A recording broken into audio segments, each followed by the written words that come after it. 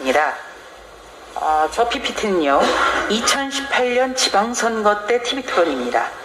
형님을 정신병원에 강제 입원시키려 했다는 상대 후보의 질문에 이재명 경기지사는 그런 일 없다 이렇게 답변을 했습니다. 최종적으로 못하게 했다 이렇게도 말했습니다. 자신이 지시했다는 부분을 쏙 빼고 거짓을 말하는 것입니다. 이것이 허위사실 공표에 해당하느냐? 바로 이 점이 이재명 지사의 2심 재판 때의 쟁점이었습니다. 그런데 대법원은 적극적이고 일방적으로 드러내서 알리려는 의도가 아니다 이렇게 판단했습니다. 선거에서 TV 토론의 비중은 갈수록 커지고 있습니다. 또 선거 TV 토론에서 거짓말로 답해도 되느냐? 바로 이 점이 논란이 굉장히 컸고요. 지금도 논란이 큰 것입니다. 이런 대법원의 판단으로 인해서 이재명 지사는 지사직을 유지할 수 있었고 또 대선의 최대 걸림돌도 제거할 수가 있었습니다. 당시 최선임 대법관은 권순일 대법관이었습니다. 권순일 대법관은 유무죄가 동수인 상황에서 무죄 의견을 내서 판결에 결정적인 영향을 미쳤다고 알려져 있습니다. 또 이 지사와 대장동 그 사업의 관계가 당시 판결문에 나오는데 권순일 대법관은 대법관 퇴직 후에 이 대장동 개발 사업과 아주 밀접한 영향이 있는 화천대유의 자문 변호사로 활동을 했고요. 또 변호사 등록도 하지 않은 상태에서 있습니다. 지금 좀 설명을 드렸는데요.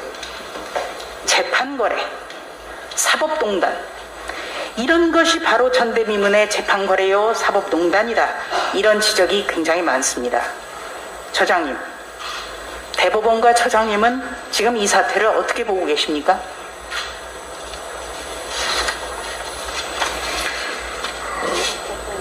어쨌든 무거운 마음으로 상황을 지켜보고 있습니다. 왜냐하면 저희들은 각각 어쨌든 대법관님들이 각자의 고민으로 본인들의 관점에 따라 가지고 판결을 했고 그렇게 됐음에도 불구하고 이런 일이 불거져서 이런저런 비판적 시각이 나오는 것 자체에 대해서 매우 안타깝게 생각하고 있기 때문에 이 상황 자체가 진상이 이 사실관계가 밝혀지기를 지켜보고 있는 수밖에 없다라고 생각하고 있습니다. 예, 사실관계가 밝혀져야 된다 이렇게 답변을 하셨는데 그렇다면 재판거래라든지 사법농단이라는 의혹에 대해서는 어느 정도 인정을 하시기 때문에 이런 답변을 하신 거라고 저는 생각을 합니다.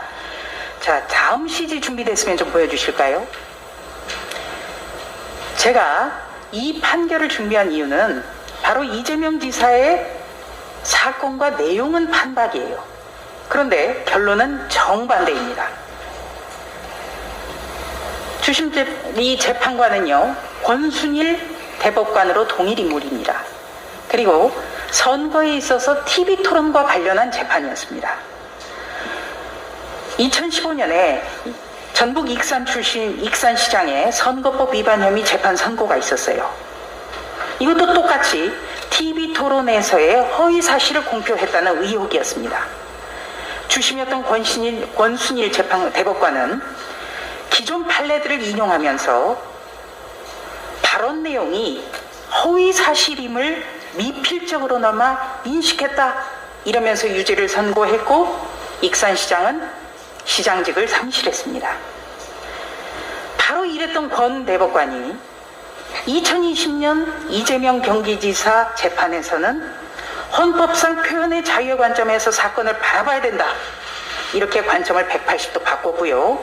또 언론과의 인터뷰에서는 검사가 TV 토론의 녹취록을 가지고 기소하는 것은 과잉사법이다 이렇게까지 밝혔습니다. 저는 이런 모습을 보면서 동일 인물인가? 두 사건의 재판을 했던 분이 같은 분인가? 이런 생각까지 지울 수가 없습니다. 처장님, 법관이 본인 스스로의 판례를 뒤집으면서 이렇게 할 수 있는 것 흔한 일입니까?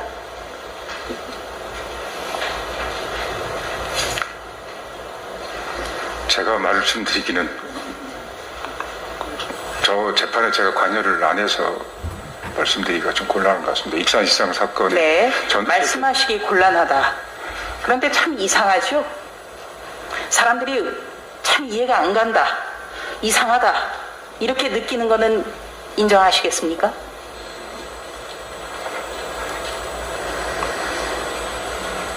네, 답변을 못 하시는군요. 곤혹스럽다는 얘기시겠죠. 자, 재판연구관, 그동안 대법원은 이 TV 토론에서의 허위 발언, 거짓 발언 엄정하게 처리를 해왔습니다.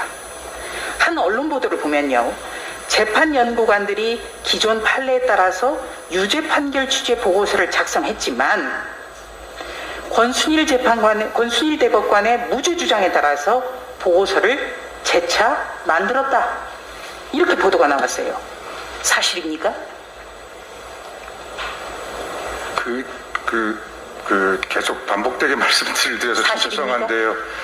저는 그 재판에 이르는 과정에 대한 어떤 말씀을 드릴 수가 없습니다. 예, 사실이냐 아니냐라고 대답을 하시면 되는데 곤란해 하십니다. 이것도 좀 이상하죠.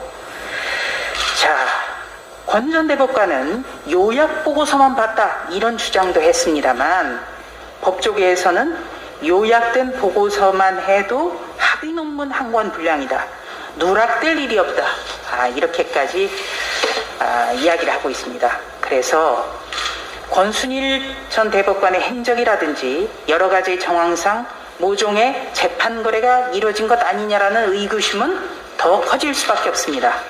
1분 더 주시고요. 처장의 견해는 어떠십니까? 그 전합의 재판의 과정에 대해서는 제가 이제 말씀드릴 수는 없고요. 어쨌든 일반론으로 말한다면은 그 전합에서 모든 대법관님들이 진지하게 논쟁하면서 얻은 결론이고 그것은 판결문에 나타났다라고 말씀드리는 것 이외에는 드릴 말씀이 없다는 걸 좀 이해해 주셨으면 고맙겠습니다. 죄송합니다. 이해가 안 가요. 권 전 대법관 마이크 스위치를 누르고 하십시오. 네. 권 전 대법관의 재판거래 의혹 자료 요구에 대해서 대법원은 이렇게 연락을 해왔습니다. 재판 합의 내용은 비공개 상황이다, 이렇게 일관하고 있는데요. 이른바 사법권 남용 의혹 당시에 법원행정처는 검찰 수사에 전면적으로 자료를 개방한 바 있습니다. 이것도 참 이상해요. 자, 대법관과 정치인이 재판을 거래했다면 이것은 정말 깜짝 놀라. 여기에 대해서 전화를 좀 해주시죠.